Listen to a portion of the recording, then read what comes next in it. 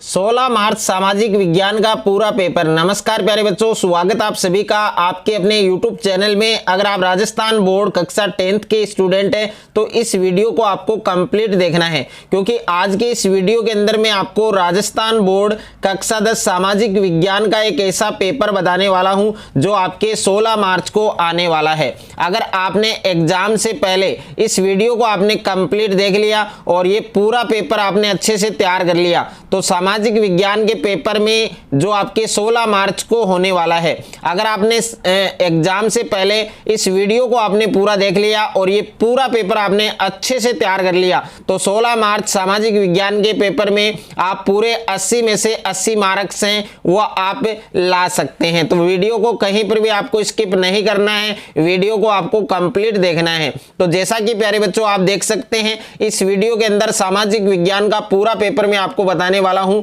तो वीडियो को आपको कंप्लीट देखना है। तो सबसे पहले आप देख सकते हैं यहां पर जो ऑप्शन दिया गया है वो आपके नामांक का दिया गया है, रोल नंबर का दिया गया है। तो सबसे पहले पेपर में आपको रोल नंबर है वो आपको यहां पर फिल करना है।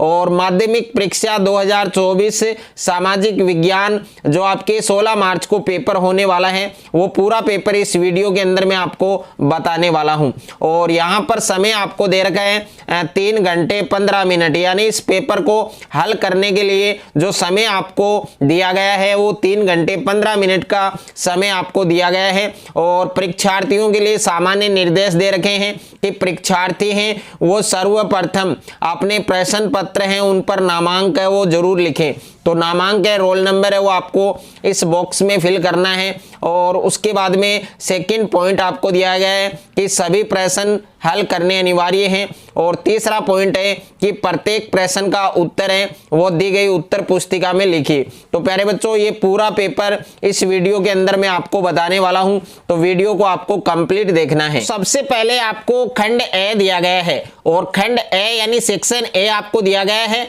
और सेक्शन ए में प्रश्न संख्या 1 है आपके कि निम्न प्रश्नों के सही विकल्प का चयन कर उत्तर है वो आपको उत्तर पुस्तिका में लिखना है। यानी इसमें आपको वस्तुनिष्ठ प्रश्न दिए गए हैं, मल्टीपल चॉइस क्वेश्चन दिए गए हैं। और यहां पर जो पहला क्वेश्चन है जिसमें वस्तुनिष्ठ प्रश्न है आपके मल्टीपल चॉइस है, तो इसमें टोटल 15 क्वेश्चन है आपके। तो इसमें पहला क्वेश्चन आपके क्या है कि दलित वर्ग एसोसिएशन का गठन है वो हुआ था, यानी दलित वर्ग एसोसिएशन का गठन है वो कब हुआ। तो ए ऑप्शन में प्यारे बच्चों आपको दे रखा है 1930 ईस्वी में, और बे ऑप्शन में आपको दे रखा है 1924 ईस्वी में, और स ऑप्शन में आपको दिया है 1932 ईस्वी में, और द ऑप्शन है आपके 1925 ईस्वी में। तो इसमें प्यारे बच्चों आपको 4 ऑप्शन दिए हैं, कौन सा ऑप्शन आपका करेक्ट होगा वो आपको बताना है। उसके बाद में सेकंड प्रश्न आपको दिया है, यहां पर सेकंड प्रश्न आप देख सकते हैं कि रिंडर पेस्ट नामक पशुओं की बीमारी, यानी पशुओं में एक बीमारी है जिसका नाम है प्यारे बच्चों रिंडर पेस्ट। और रिंडर पेस्ट नामक पशुओं की बीमारी निम्न में से किस महाद्वीप में फैली थी, उस महाद्वीप का आपको नाम बताना है। तो ए ऑप्शन में दे रखा है आपके यूरोप, और बे ऑप्शन में दे रखा है एशिया, और स ऑप्शन में दे रखा है आपके अफ्रीका, और द ऑप्शन में दे रखा है आपके अमेरिका। यानी 4 ऑप्शन आपको दिए हैं, कौन सा ऑप्शन आपका करेक्ट होगा वो प्यारे बच्चों आपको बताना है। उसके बाद में नेक्स्ट है आपके नेक्स्ट प्रश्न प्यारे बच्चों आप देख सकते हैं, इसमें प्रश्न संख्या 3 आपको दिया है। प्रश्न संख्या 3 है आपके कि किसी वस्तु के विज्ञापन, यानी किसी वस्तु के विज्ञापन में भगवान विष्णु आकाश से रोशनी लाते दिखाए गए हैं, यानी किस वस्तु के विज्ञापन में भगवान विष्णु आकाश से रोशनी लाते दिखाए गए हैं। तो ए ऑप्शन में आपको दे रखा है साबुन, और बे ऑप्शन में दे रखा है आपको ग्राइप वाटर, और स ऑप्शन में दे रखा है आपको कपड़ा, और द ऑप्शन में दे रखा है आपको इस्पात। यानी 4 ऑप्शन आपको दिए हैं, कौन सा ऑप्शन आपका सही होगा वो आपको बताना है। उसके बाद में प्रश्न संख्या 4 है आपके कि विश्व में सर्वप्रथम मुद्रण की तकनीक किस देश में विकसित हुई थी, यानी विश्व में सर्वप्रथम मुद्रण की जो तकनीक है वो कौन से कंट्री में, कौन से देश में विकसित हुई थी, उस देश का नाम आपको बताना है।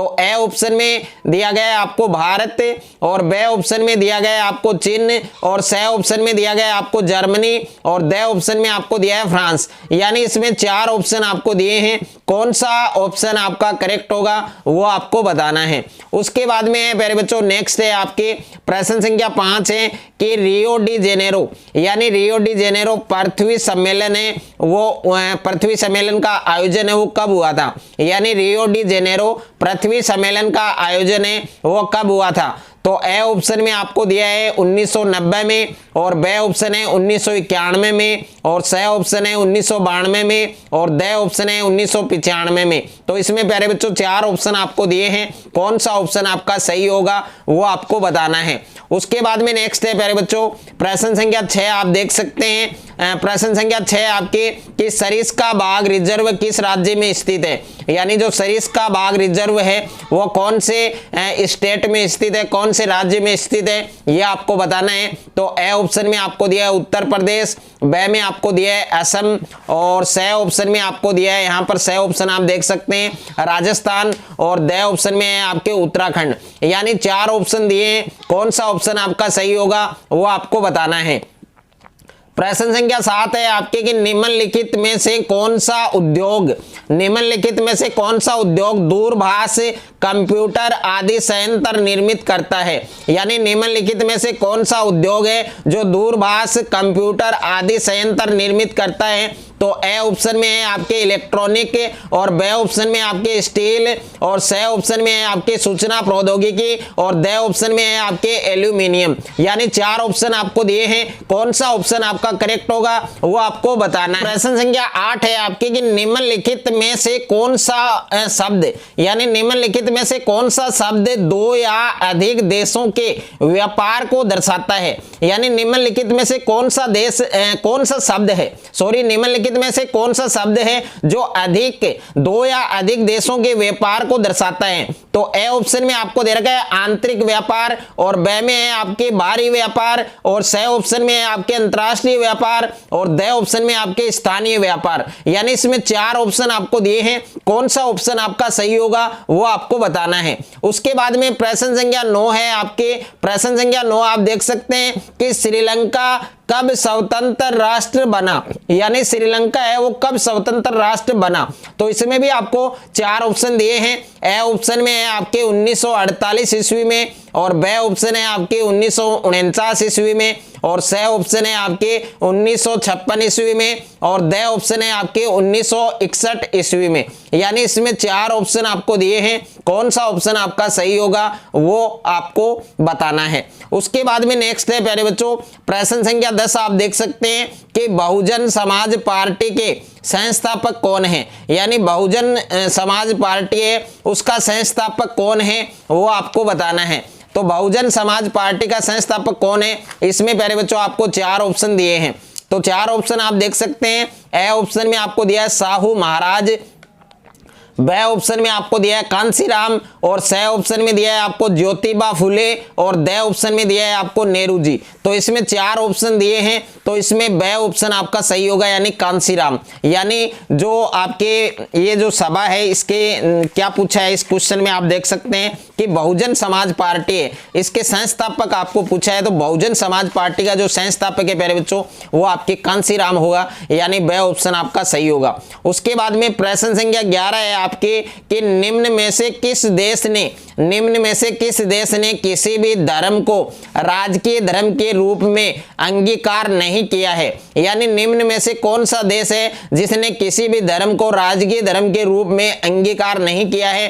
तो ए ऑप्शन है आपके नेपाल, और बे ऑप्शन है आपके पाकिस्तान, और स ऑप्शन है आपके भारत, और द ऑप्शन है आपके श्रीलंका। यानी इसमें 4 ऑप्शन आपको दिए हैं, कौन सा ऑप्शन आपका सही होगा वो आपको बताना है। उसके बाद में प्रश्न संख्या 12 है आपके कि किस क्षेत्रक में अल्प रोजगार सर्वाधिक मिलता है। यानी कौन सा क्षेत्रक है जिसमें अल्प रोजगार, यानी कौन सा सेक्टर है जिसमें अल्प रोजगार सर्वाधिक मिलता है, सबसे ज्यादा मिलता है।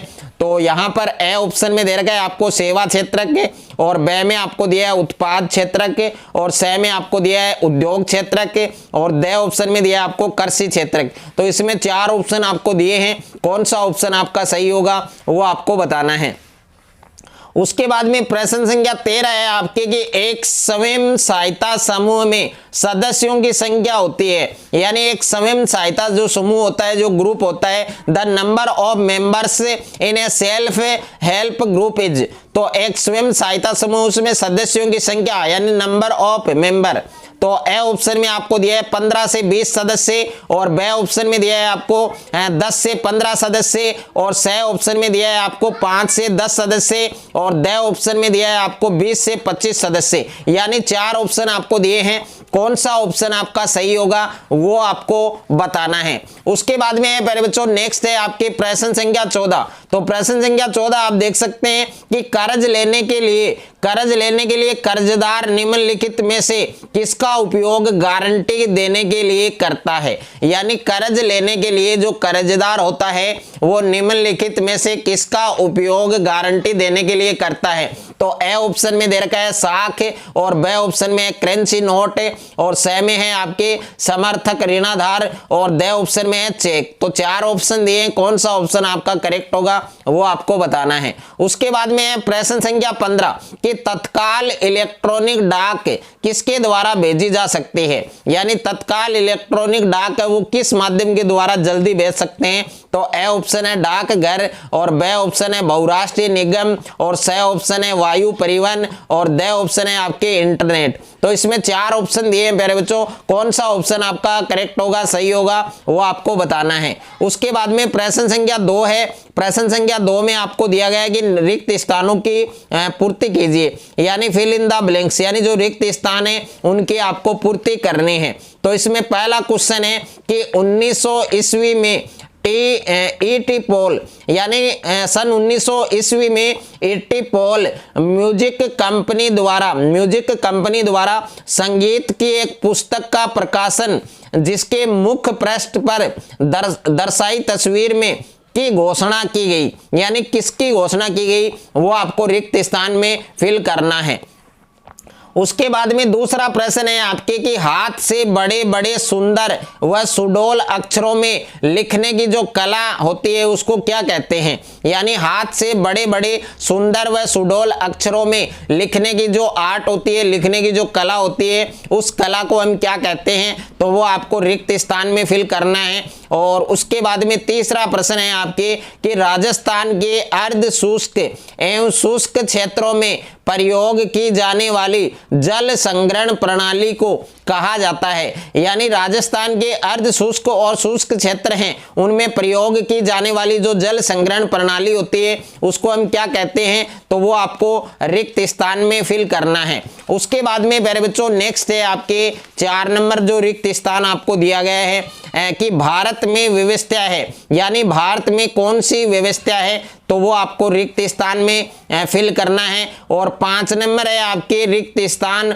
और उसके बाद में है शासन व्यवस्था, यानी कौन सी शासन व्यवस्था अपने कुछ कमियों के बावजूद पूरे विश्व में स्वीकार्य है। यानी कौन सी शासन व्यवस्था है जो अपने कुछ कमियों के बावजूद पूरे वर्ल्ड में, पूरे विश्व में स्वीकार्य है, तो वो आपको बताना है। और 6 नंबर है आपके 6 नंबर रिक्त स्थान आपको दिया गया है कि रिक्त स्थान मानव विकास रिपोर्ट तैयार करता है। यानी मानव विकास रिपोर्ट तैयार कौन करता है, तो वो आपको रिक्त स्थान में फिल करना है। और 7 नंबर है आपके कि सरकार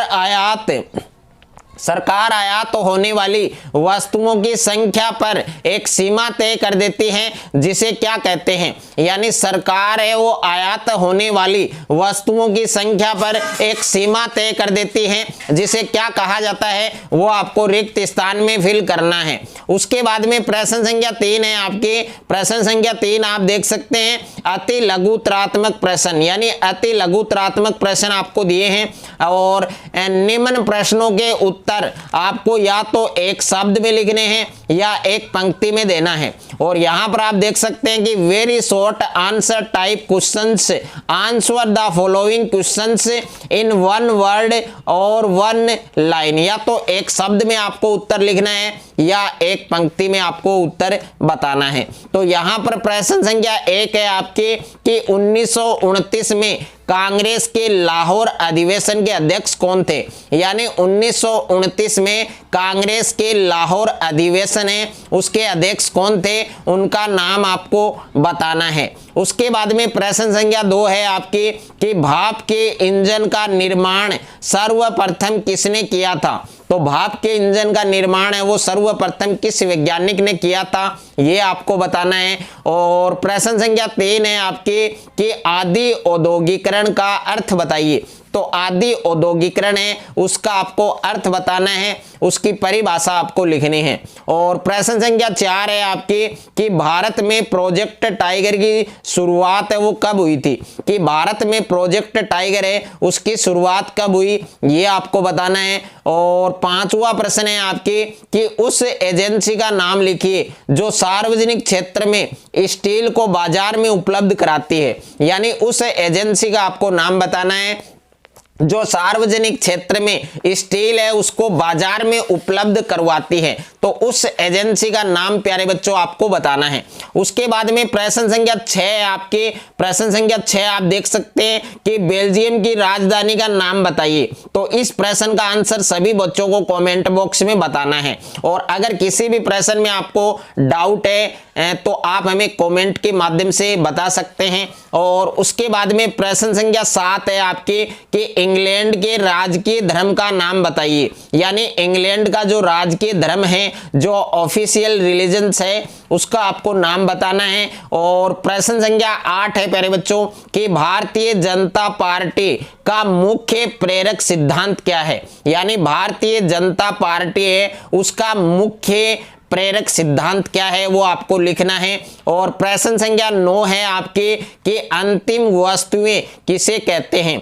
यानी अंतिम वस्तुएं किसे कहते हैं, फाइनल थिंग। ओके, यानी अंतिम वस्तुएं किसे कहा जाता है, तो इसकी परिभाषा आपको बतानी है। और उसके बाद में प्यारे बच्चों प्रश्न संख्या 10 है आपके। प्रश्न संख्या 10 आप देख सकते हैं कि वैश्वीकरण से क्या अभिप्राय है। यानी वैश्वीकरण से आपका क्या अभिप्राय है ये आपको बताना है। इसमें वैश्वीकरण की परिभाषा आपको बतानी है। उसके बाद में सेक्शन बी है आपके, खंड ब है। और खंड ब में आपके लघु त्रात्मक प्रश्न है जिसमें प्रश्न संख्या 4 आपको दिया है। तो प्रश्न संख्या 4 आप देख सकते हैं कि असहयोग आंदोलन के धीरे धीरे धीमा हो जाने के पीछे कौन से कारण उत्तरदायी थे वो आपको लिखने हैं। यानी जो असहयोग आंदोलन है उसके धीरे धीरे धीमा हो जाने के पीछे कौन कौन से रीजन थे, कौन कौन से कारण थे, वो सभी कारण आपको लिखने हैं। और उसके बाद में प्रश्न संख्या 5 है आपकी कि मुद्रण क्रांति से आप क्या समझते हैं। प्यारे बच्चों मुद्रण क्रांति क्या होती है, मुद्रण क्रांति के बारे में आपको इसमें बताना है। इसकी परिभाषा आपको लिखनी है कि मुद्रण क्रांति है वो क्या होती है। और प्रश्न संख्या 6 है आपकी कि मरुस्थलीय मृदा की कोई 2 विशेषताएं लिखिए। तो इसमें प्यारे बच्चों आपको मरुस्थलीय मृदा है उसकी 2 विशेषता आपको बतानी है, उसके 2 गुण आपको बताने हैं। और प्रश्न संख्या 7 है आपके। प्रश्न संख्या 7 आपको दिया है कि छत वर्षा जल संग्रहण तकनीक क्या है। यानी इसमें आपको बताना है कि जो छत वर्षा जल संग्रहण तकनीक होती है, जो टेक्नोलॉजी होती है, वो क्या होती है। और प्रश्न संख्या 8 है आपके कि स्थानीय व अंतर्राष्ट्रीय व्यापार में एक एक अंतर स्पष्ट कीजिए। यानी एक तो स्थानीय व्यापार है और दूसरा आपके अंतर्राष्ट्रीय व्यापार है। इन दोनों में आपको प्यारे बच्चों एक एक डिफरेंस बताना है, एक एक अंतर आपको बताना है। और उसके बाद में प्रश्न संख्या 9 है आपके। प्रश्न संख्या 9 में आपको दिया है कि बहुसंख्यकवाद से क्या अभिप्राय है। यानी बहुसंख्यकवाद क्या होता है, बहुसंख्यकवाद से आपका क्या अभिप्राय है वो आपको लिखना है। और प्रश्न संख्या 10 है आपकी कि भारत में लैंगिक विषमता को स्पष्ट कीजिए। यानी भारत में जो लैंगिक विषमता है उसको आपको स्पष्ट करना है। भारत में लैंगिक विषमता को आपको परिभाषित करना है। और उसके बाद में प्रश्न संख्या 11 है आपके कि राजनीतिक दल से क्या तात्पर्य है, यानी इसमें राजनीतिक दल के बारे में लिखना है आपको। राजनीतिक दल से आपका क्या अभिप्राय है या इसको परिभाषित कीजिए, तो इसकी परिभाषा आपको लिखनी है। और प्रश्न संख्या 12 है आपके कि लोकतंत्र तथा आर्थिक विकास के मध्य, यानी एक तो आपके डेमोक्रेसी है और दूसरा है प्यारे बच्चों आपके यहाँ पर इकोनॉमिक डेवलपमेंट, यानी लोकतंत्र और आर्थिक विकास है, इन दोनों के मध्य अंतर संबंध है वो आपको स्पष्ट करना है। और उसके बाद में प्रश्न संख्या 13 है आपके कि प्रति व्यक्ति आय को परिभाषित कीजिए, और प्रति व्यक्ति आय को हम औसत आय भी कहते हैं, तो औसत आय की इसमें परिभाषा लिखनी है, यानी प्रति व्यक्ति आय की परिभाषा लिखनी है। और प्रश्न संख्या 14 है आपके कि बहुराष्ट्रीय कंपनी से क्या अभिप्राय है, तो इसमें भी आपको बहुराष्ट्रीय कंपनी के बारे में बताना है, बहुराष्ट्रीय कंपनी को परिभाषित करना है। और प्रश्न संख्या 15 है आपके कि कोई दो तरीके लिखिए, यानी कोई दो तरीके आपको बताने हैं जिनके द्वारा बाजार में लोगों का शोषण हो सकता है, यानी ऐसे दो तरीके आपको लिखने हैं जिनके द्वारा बाजार में लोगों का क्या हो सकता है प्यारे बच्चों, शोषण हो सकता है, वो तरीके आपको सुझाने हैं, वो तरीके आपको बताने हैं। उसके बाद में खंड 6 है आपके सेक्शन सी दिया गया है, और सेक्शन सी में आपके दीर्घ उत्तरीय प्रश्न है। तो प्रश्न संख्या 16 आप देख सकते हैं कि प्रथम विश्व युद्ध किन दो यूरोपीय ताकतवर खेमों के बीच लड़ा गया और यह पहला आधुनिक युद्ध था, इस कथन से आप कहां तक सहमत हैं, यानी प्रथम विश्व युद्ध है वो किन दो यूरोपीय ताकतवर खेमों के बीच लड़ा गया और यह पहला आधुनिक औद्योगिक युद्ध था, इस कथन से आप कहां तक सहमत हैं। और उसके बाद में प्यारे बच्चों अथवा में प्रश्न आपको दे रखा है, अगर आप अथवा वाला करना चाहते हैं तो ये भी आप कर सकते हैं, इन दोनों में से एक प्रश्न आपको करना होगा। तो यहां पर देख सकते हैं कि 1929 की महामंदी से क्या अभिप्राय है, संक्षेप में इसके परिणाम लिखिए, यानी 1929 की जो महामंदी है उसके बारे में आपको लिखना है और उसके परिणाम है वो भी प्यारे बच्चों आपको लिखने हैं। उसके बाद में है प्यारे बच्चों प्रश्न संख्या 17 है आपके। प्रश्न संख्या 17 आप देख सकते हैं कि चावल की खेती के लिए, यानी जो चावल की खेती है उसके लिए उपयुक्त भौगोलिक परिस्थितियों का वर्णन कीजिए, यानी चावल की खेती के लिए जो उपयुक्त भौगोलिक परिस्थितियां हैं उन परिस्थितियों का आपको वर्णन करना है। और अथवा में है प्रश्न आपके प्यारे बच्चों, अथवा में प्रश्न दिया है आपको कि गन्ने की खेती के लिए उपयुक्त भौगोलिक परिस्थितियों का वर्णन कीजिए, यानी गन्ने की खेती के लिए उपयुक्त जो भौगोलिक परिस्थितियां हैं उनका आपको वर्णन करना है। तो दोनों में से एक प्रश्न प्यारे बच्चों आपको करना है। उसके बाद में प्रश्न संख्या 18 है आपके। प्रश्न संख्या 18 आप देख सकते हैं कि संघवाद क्या है, यानी संघवाद के बारे में बताना है, इसकी परिभाषा लिखनी है और संघवाद की मुख्य विशेषताओं को स्पष्ट कीजिए। और संघवाद की जो मुख्य विशेषताएं हैं वो सभी विशेषताएं आपको लिखनी है। और अथवा में प्रश्न दिया गया है आपको, अथवा वाला प्रश्न देख सकते हैं कि संघीय शासन व्यवस्था के गठन के तरीकों को विस्तार पूर्वक समझाइए, यानी जो संघीय शासन व्यवस्था है उसके गठन के जो तरीके हैं उनको आपको विस्तार पूर्वक समझाना है। और प्रश्न संख्या 19 है आपके कि खुली बेरोजगारी और प्रच्छन्न बेरोजगारी के बीच विभेद स्पष्ट कीजिए, यानी खुली बेरोजगारी और प्रच्छन्न बेरोजगारी है उन दोनों बेरोजगारी के बीच में आपको अंतर स्पष्ट करना है। और अथवा में प्रश्न है आपके कि असंगठित क्षेत्र के किन्हीं 3 विशेषताओं की व्याख्या कीजिए, यानी असंगठित क्षेत्र की कोई 3 विशेषताएं हैं, उन 3 विशेषताओं की व्याख्या आपको करनी है। उसके बाद में है प्यारे बच्चों खंड ड दिया गया है आपको, सेक्शन डी दिया गया है और सेक्शन डी आप देख सकते हैं प्रश्न संख्या 20 है आपके कि भारत की अर्थव्यवस्था में बैंक है वो किस प्रकार महत्वपूर्ण भूमिका निभाते हैं, ये आपको स्पष्ट करना है। यानी आपको प्रश्न दिया है कि भारत की अर्थव्यवस्था में बैंक है वो किस प्रकार महत्वपूर्ण भूमिका निभाते हैं, ये आपको स्पष्ट करना है। और प्यारे बच्चों अथवा में प्रश्न आपको दिया है कि सहकारी समितियां क्या होती हैं, यानी जो सहकारी समितियां हैं वो उनके बारे में आपको लिखना है, सहकारी समितियां क्या होती है। और ग्रामीण क्षेत्रों में सहकारी समितियों की गतिविधियां बढ़ाने हेतु कोई 3 सुझाव दीजिए,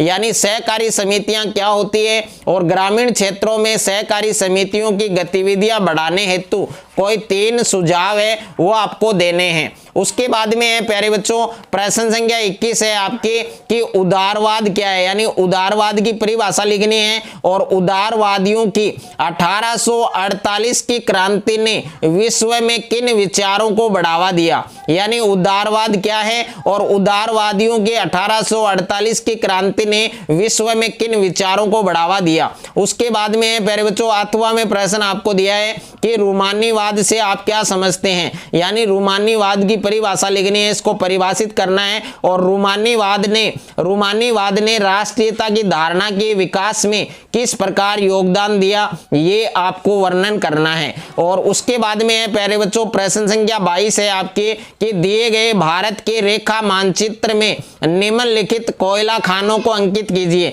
यानी दिए गए भारत के रेखा मानचित्र में निम्नलिखित जो कोयला खाने हैं उन कोयला खानों को आपको अंकित करना है, जिसमें आपको स्थान दिए हैं। पहला है आपके बोकारो, और सेकंड है आपके झरिया, और 3 नंबर है आपके तलचर, और 4 नंबर है आपके नेवेली। तो इसमें 4 स्थान आपको दिए हैं, तो इन चारों स्थानों को आपको भारत के रेखा मानचित्र में दर्शाना है, प्रदर्शित करना है। और इसके 8वां में प्रश्न है मेरे प्यारे बच्चों कि दिए गए भारत के रेखा मानचित्र में निम्नलिखित अब्रक खानों को अंकित कीजिए। तो इसमें अब्रक खानों को अंकित करना है, जिसमें पहला है आपके अजमेर, सेकंड है आपके नेल्लोर, और तीसरा है हजारीबाग, और 4 नंबर है आपके बेवर। तो इन चारों स्थानों को आपको अब्रक खानों में अंकित करना है। तो दोनों में से एक प्रश्न आपको प्यारे बच्चों करना है। अगर प्यारे बच्चों आपने ये पूरा पेपर एग्जाम से पहले अच्छे से आपने तैयार कर लिया, कंप्लीट पेपर तैयार कर लिया, कंप्लीट क्वेश्चन आपने अच्छे से तैयार कर लिए, तो 16 मार्च सामाजिक विज्ञान के पेपर में 80 में से 80 नंबर पूरे आप ला सकते हैं। अगर आपको ये वीडियो अच्छा लगे तो वीडियो को आप ज्यादा से ज्यादा बच्चों के साथ शेयर करें, ज्यादा से ज्यादा वीडियो को लाइक करें, और चैनल पर आप नए हैं तो चैनल को आप सब्सक्राइब कर लीजिए और साथ में नोटिफिकेशन बेल को प्रेस कर लीजिए।